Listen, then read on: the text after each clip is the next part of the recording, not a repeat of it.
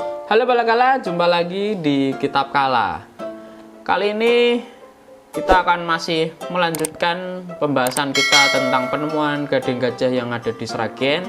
Karena aku nyoba ngupload itu di Shorts, terutama bagian besarannya kompensasi penemuan gading gajah ini atau fosil gading gajah ini. Disebutkan di banyak berita bahwa kompensasi yang akan ditemukan adalah sebesar 1 juta rupiah untuk si penemunya, karena inisiatifnya untuk melaporkan penemuan fosil gading gajah di lahan miliknya.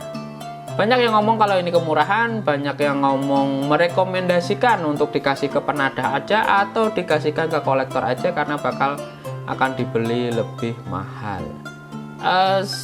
Akan banyak hal yang harus kita luruskan di sini. Apa aja? Kita bahas di Kitab Kala.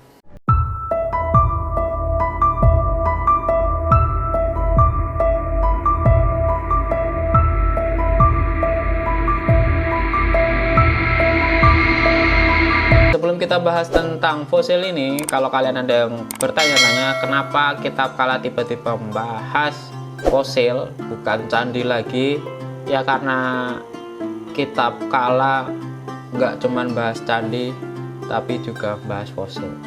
Jadi jangan kaget kalau juga akan bahas tentang manusia prasejarah, akan membahas tentang budaya prasejarah, bahkan mungkin kita akan loncat ke hasil budaya berupa bangunan-bangunan kolonial misalnya. Oke, sekarang kita kembali ke pembahasan penemuan fosil gading gajah di Sragen. Video lebih detail kronologi dan lain-lainnya langsung aja kalian bisa klik di link ini atau di video yang ini. Nah, kalian bisa lihat dulu sebelum kita lanjut di sini. Buat yang udah nonton, ayo kita lanjutkan. Jadi balik lagi nih ke besarannya kompensasi yang diberikan oleh pemerintah melalui Museum Sangiran. Besaran kompensasinya itu sekitar 1 juta rupiah untuk fosil gading gajah yang ditemukan. Saya sempat terganggu sih bahwa ternyata banyak dari kita itu tidak teredukasi atau tidak cukup untuk mengetahui apa sih berbagai resiko yang kita tanggung jika kita tidak melaporkan benda-benda cagar budaya atau benda tinggalan seperti ini ke pihak-pihak yang berwajib. Kalau di sini ya kejadian di Sragen ya lapornya ke Museum Sangiran. Banyak banget yang menjadi resikonya.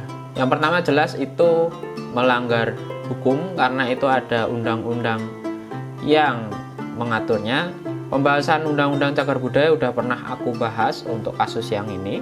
Jadi kita punya undang-undang tentang cagar budaya dan fosil ini adalah tentang cagar budaya juga. Jadi penjualan cagar budaya seperti ini bakal kena sanksi. Itu kalau dari jalur hukum. Yang kedua adalah bisa saja besaran uang yang diterima dari misal mereka yang mengaku penadah, mengaku kolektor kayak gitu tuh bisa jadi malah lebih murah, bisa jadi bahkan tidak dibayar. Saya pernah diceritain dosen ya, jadi di salah satu candi di belakang Prambanan itu ada seorang warga yang diiming-imingi oleh penadah mau dikasih imbalan sekitar 500.000 rupiah untuk satu kepala arca yang bisa dia ambil dari sebuah candi.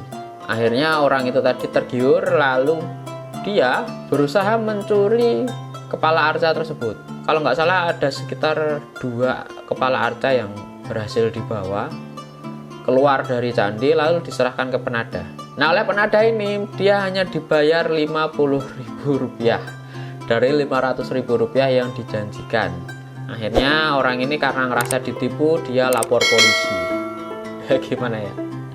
Setelah dia berusaha nyuri karena kepingin 500.000, dia cuma dapat 50.000, dia lapor polisi. Selanjutnya saya tidak tahu bagaimana polisi mengolah kasus ini, tapi yang jelas kepala arca ini udah kembali ke candi yang saya maksud tadi. Nah, balik lagi ke tentang jual beli fosil hewan purba seperti ini, ya yang jelas yang pertama melanggar hukum, yang kedua punya resiko lebih dirugikan walaupun dengan embel-embel, dengan bujuk rayu atau dengan iming-iming nominal yang lebih besar. Karena sebenarnya ada untuk kasus yang serupa. Jadi aku nemu berita tahun 2010 bulan Oktober. Judulnya polisi tetapkan Wasimin tersangka jual beli fosil. Jadi si Wasimin ini itu dia menjadi tersangka dalam kasus penjualan ribuan fosil yang berumur antara 700.000 sampai 1 juta tahun dari situs Sangiran. Penjualan pertama seharga 13 juta dan yang kedua 58 juta. Ini yang bilang Kasubag Humas Polres Karanganyar AKP Mulyani. Jadi mungkin kita akan berpikir ya, Mas katanya tadi 1 juta cukup mahal loh untuk satu gading gajah, kok ini dia bisa dapat 58 juta dan 13 juta dari penadah atau dari kolektor? Entar, 13 juta dan 58 juta ini dia dapat dengan menjual sekitar 637 potong fosil murni dan 565 fosil lainnya. Jadi bukan satu fosil tuh yang dijual. Jadi adalah ini mungkin 1200-an fosil baru dapat 58 juta dan 16 juta. Jadi memang kondisi seperti ini tuh sangat sering terjadi, terutama di area-area atau wilayah yang mempunyai kekayaan fosil, terutama fosil hewan dan manusia. Karena dulu dari zaman Belanda juga, maksudnya dari zaman Belanda datang ke Indonesia, lalu banyak penelitian yang ada di Jawa ini dilakukan oleh peneliti-peneliti dari Belanda juga. Itu dia, peneliti ini kan mereka datang ke Indonesia. Nah, mereka butuh kru nih, butuh orang lokal nih untuk membantu mereka untuk mencari fosil. Namanya membantu karena warga lokal nggak tahu apa-apa, ya dia akan diedukasi dulu bagaimana cara mencari fosil dan di mana aja potensi fosil itu ditemukan. Dan itu berlangsung sangat lama sejak kedatangan Belanda ke Indonesia. Jadi ilmunya ditransfer ke penduduk lokal tahu bahwa cara menemukan fosil adalah dengan proses A, B, C, D, dan saat ketemu fosil dia bisa istilahnya dicuankan. Mungkin dulu zaman Belanda ya belum ada undang-undang untuk mengaturnya gitu, tapi penemuan-penemuan yang mereka hasilkan istilahnya bisa dicuankan di hadapan Belanda. Maka dari itu ilmu ini terus diwariskan dan orang-orang di sekitar wilayah sana memang punya kecenderungan untuk bisa berburu fosil-fosil untuk dijual ke penadah kalau dapat penadah yang tepat. Kalau nggak tepat ya kayak kejadian di candi tadi, dia hanya akan mendapatkan kerugian karena bakal akan diproses oleh polisi karena melanggar undang-undang yang ada. Nah, jadi gitu ya Balakala. Semoga kita sangat teredukasi atau minimal lah tahu kalau fosil itu emang nggak boleh dijual, apalagi dicarikan ke penadah atau ke kolektor. Semuanya ada prosedurnya untuk pengelolaan ataupun pelestarian. Toh kejadian gading gajah di Sragen itu si yang punya fosil atau yang menemukan fosilnya memang diangkat guys. Fosilnya memang diangkat, dibawa ke museum untuk diteliti. Nah, si penemunya dapat kompensasi ya taruhlah 1 juta lah. Setelah selesai diteliti, fosilnya dikembalikan lagi ke yang menemukan.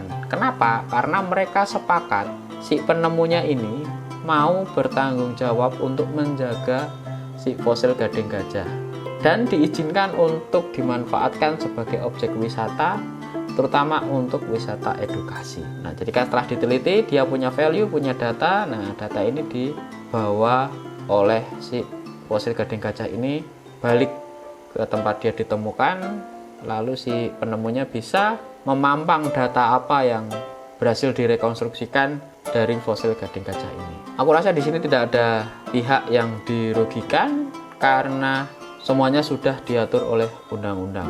Kalau merasa dirugikan ya paling cuman ya tadi karena orangnya lagi mau bangun rumah dan di pondasi rumahnya ketemu gading gajah, ya sedikit mengulur waktu lah karena ada proses pengangkatan dari gading gajah ini. Kapan-kapan jika aku ketemu dosen atau teman yang mengerti tentang fosil seperti ini, mungkin kita bisa ngobrol bareng mereka sih, biar lebih teredukasi secara akademis aja. Oke, itu ya tentang murah apa enggak sih kompensasi dari penemuan cagar budaya terutama untuk fosil. Studi kasusnya di penemuan fosil gading gajah daerah Sragen. Itu dulu aja Balakala, sampai jumpa di Kitab Kala selanjutnya.